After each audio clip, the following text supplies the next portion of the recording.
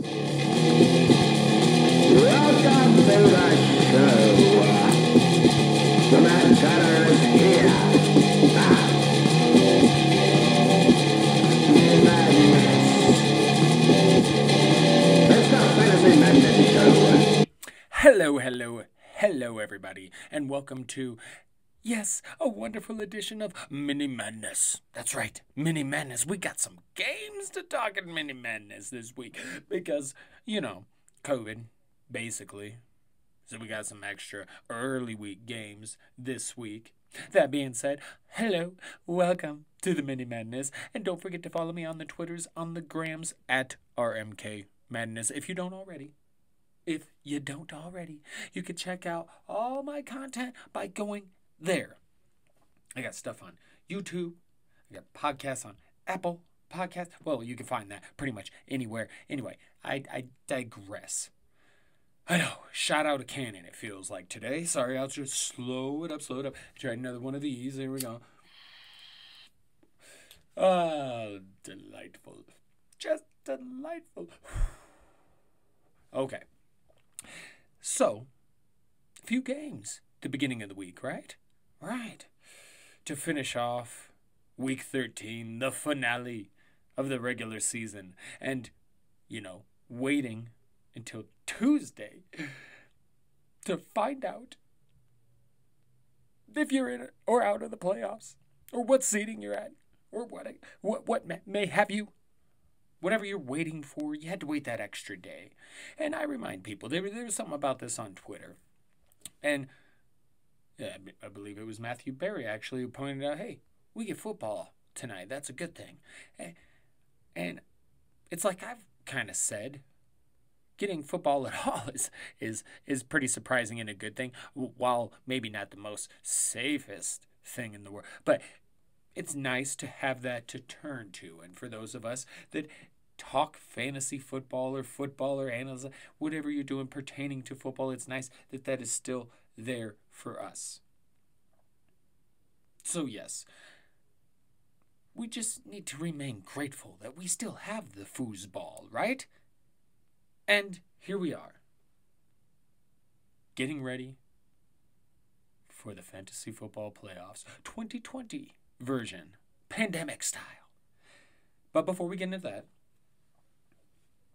there were those early week games that delayed us finding out the results and whether there's playoff bound teams or not. And there were some good games. These were some good games.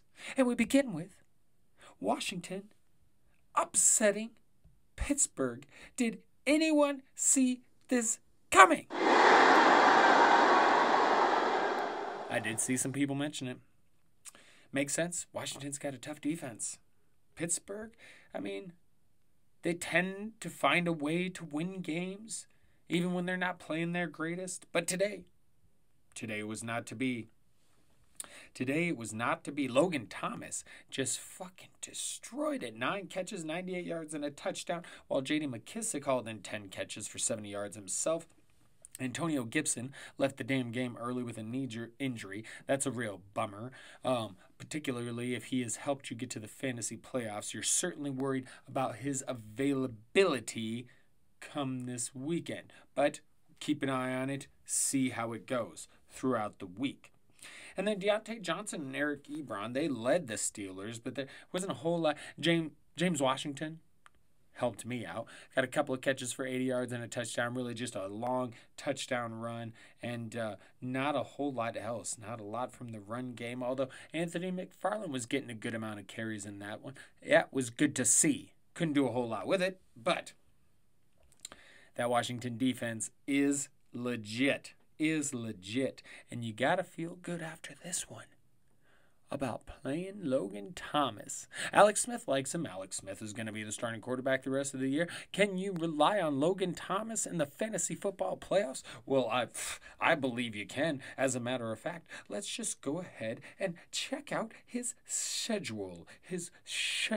Shall we? Yes, his schedule. And it is, oh no. In week 14, you got to play the 49ers, who are ranked first against tight ends. But after that, you get the Seahawks, 12th. And then the Panthers ranked 21st in the championship week. So maybe if you've got another option against San Francisco, might not be a bad idea. Might not be a bad idea. But we'll see. We'll see. Logan Thomas. I fucking love it. I was talking about Logan Thomas in the offseason. I have him on several fucking rosters. Nice to see him getting some love in the offense. I love it. Love it. But we move on to the next game, which was Buffalo at San Francisco. Speaking of those pesky 49ers, they weren't so pesky in this one. The Bulls. Yeah, the Bulls. See on the sheet it says Buffalo, and then You suck, Bills. you jackass. Yeah, that one was bad. But the Bills roll the Niners. Josh Allen, 375 yards, 4 touchdowns. One of them to Cole Beasley, who went off for 130 yards off of 9 catches. And then Stephon Diggs also contributed nearly 100 yards. And run game, not quite as effective. Same goes for the 49ers, really. Their run game, I was happy to play Mostert this week, and he just didn't do. And Jeff Wilson actually got one more carry than him. But, I mean, combined, I guess, they got about 80-some yards. It just, blah. But good to see Brandon Ayuk contribute. 5 catches, 95 yards, and a touchdown, while Deebo Samuel hit 73 yards himself. So, definitely the top 2 dogs in that, San Francisco passing game. That is until George Kittle comes back. Love me some George Kittle. George Kittle. Love that dude. And then you have the Tuesday night football game, or TNF. What was I calling him on the last? If you check out my podcast, I called it Chef Baker. When we previewed these games, I called it the MAF Monday afternoon football. That was the Washington-Pittsburgh game. And then you had MUMF, which is, our usual Monday night football. And then you had a little TNF, which is, no, not Thursday night football, but Tuesday night football. And for Tuesday night football, we got Dallas at Baltimore. And if you thought Baltimore was going to kind of beat the shit out of Dallas, well, you'd be right. And I kind of suspected that. Because, A, they got a good offense. See, this is just going horribly. You suck, Nope. you jackass. No. Oh, and Mini Madness to be screwing up that much already, that's got to be ridiculous. But anyway, I digress. Kind of figured this Baltimore defense would give that Dallas offense a little bit of trouble because they're just having trouble in general. Right. Zeke's not looking the same. Andy Dalton can only do so much. And then the Ravens. You got to figure they're pissed. They've had a rough time. They've lost some matches. They should by all rights be right in this shit. And with a win, they certainly are back in it. Back in the fucking mix. Crushing them Cowboys. I mean, Zeke, I suppose, was okay. I mean, he had some yards. 70-some. He had 4 catches for 18 yards. I mean, I don't know. Hey, he's on a couple of my rosters too. I get it. Cooper caught a touchdown, but really the receiver that led the way for the Cowboys was Michael Gallup. 7 catches, 86 yards, and a touchdown himself. Now, the Ravens, they just really ran over this fucking Dallas defense because everyone went to town. Had to just running all over the place. Gus Edwards, 7 rushes for 101 yards. Lamar Jackson had 94 rushing yards and a touchdown. J.K. Dobbins went for 71 yards and a touchdown. Just lighting these fuckers up. Lamar, he only had 107 yards passing, but he did have a couple touchdowns. You got Marquise Brown, not Hollywood, Marquise Brown. A lot of people making that joke. Figured I'd just jump in. You got Hollywood, not Hollywood Brown, and then Gaskin. That was like, who's the other one that caught the touchdown? Because I didn't write it down. It was Myles Gaskin. Anyway, They look better. They're back on track, right back in the mix for that wild card spot. And then, hey, you never know what happens down the stretch. It's going to get a little bit of crazy, I think, with the whole wild card positioning, with really on both sides, AFC and NFC. It's going to get a little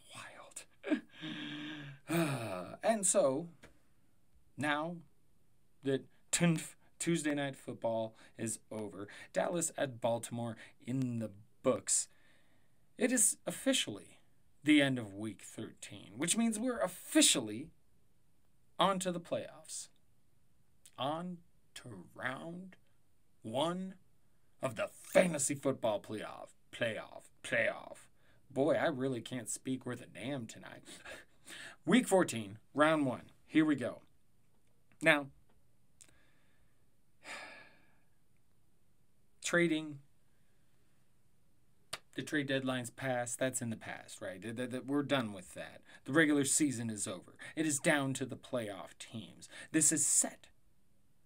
You're going to have your schedule of who you play. Not your schedule, but you got your matchup this coming week. You'll find that out.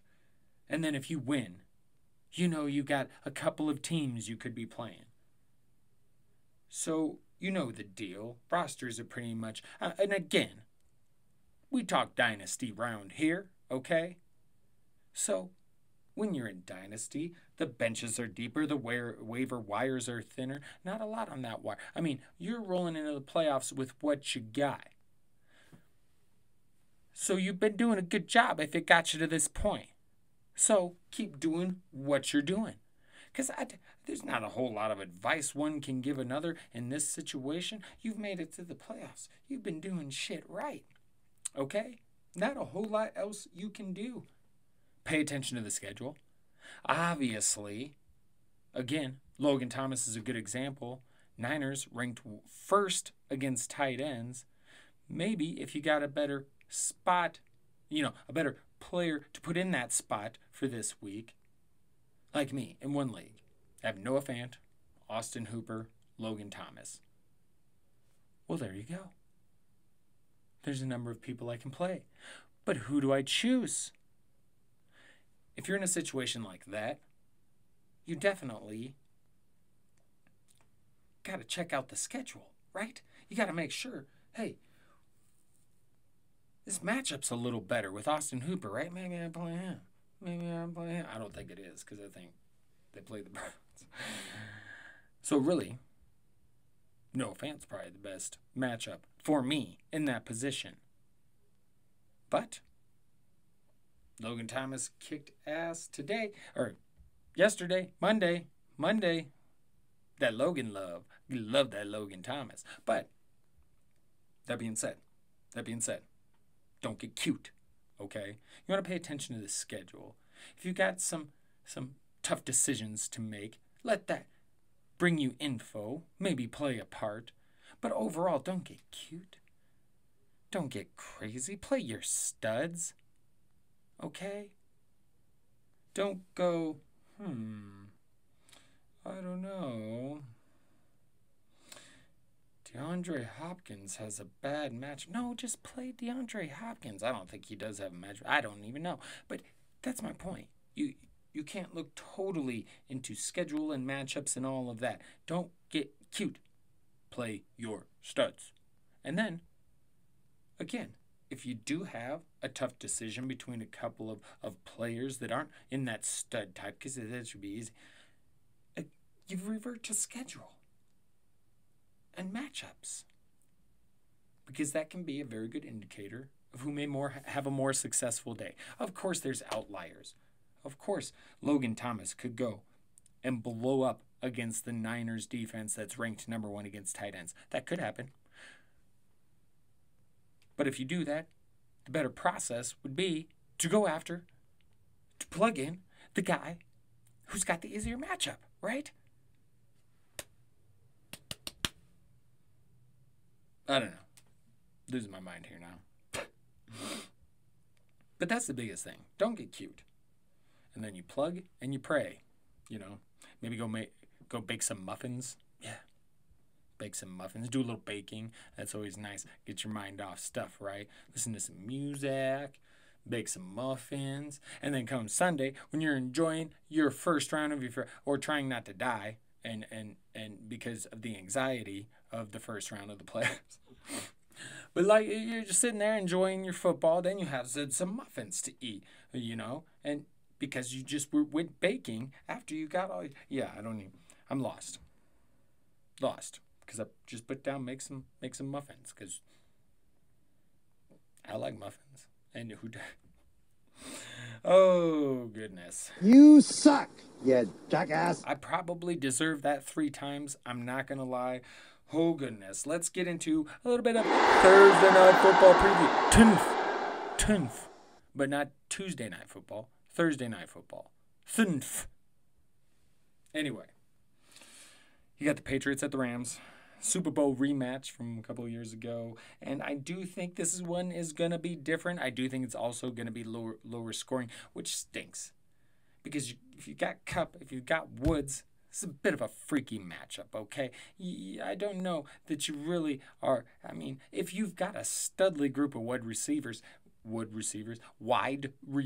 and you can manage to bench a guy like that, sure. But most people aren't in that position.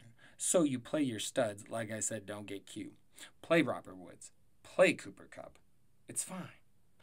They'll be okay. And if they struggle, hopefully the rest of your team picks them up.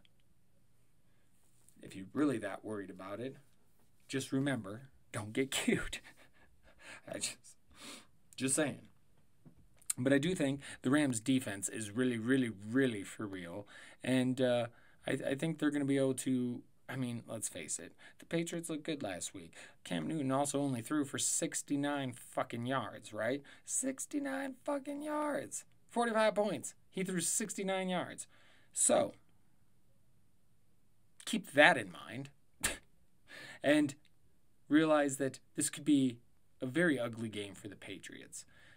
Because the Rams very well could just say, okay, you're not running the ball, so why don't you go ahead and try and throw it? And there's a good chance that leads to a couple of Cam Newton interceptions. So that's the way I see things going. And really, I don't expect, again, the Rams offense to do a whole lot.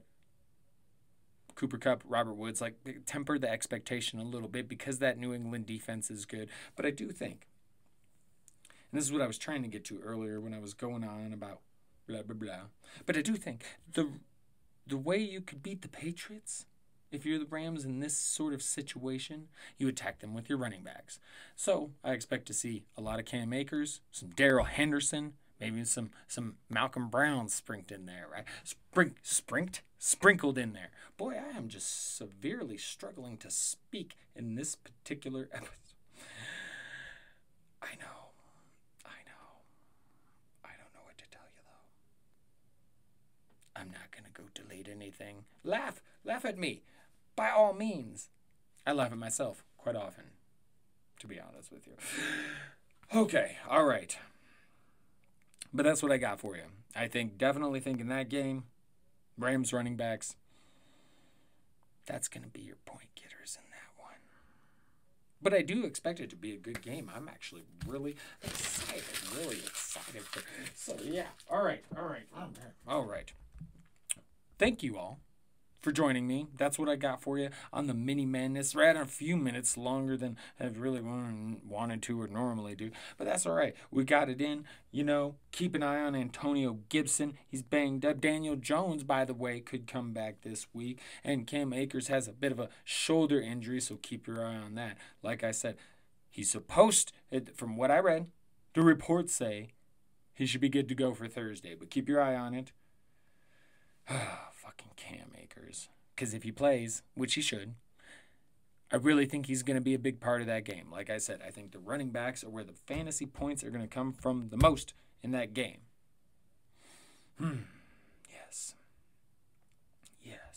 Yes. Round 1 of the playoffs is here. Let's get stoked. Let's get to it. Like I said, don't get cute. Plug and pray. And go make some muffins. Yeah, go make some muffins. And enjoy your day. Right? Right. We got this shit. All right. We'll be back.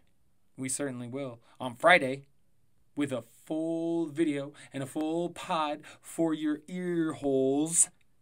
And we'll preview the rest of the Week 14 / round 1 of the fantasy football playoffs. The Sunday slate. I just need to stop talking now. Right now. Why? Because this is just, I'm just digging myself a deeper hole, really, to be honest. Anyway, let's get the hell out of here. Once again, thank you for joining me. I am the Mad Chatter Ryan MK. This has been Mini Madness, a special episode. Mini Madness, that's right. And at RMK Madness is where you can find me on the Twitter, on the gram, to check out all the rest of my content. We'll chat again soon. Until then, ta-ta for now. Laters! Welcome to the show.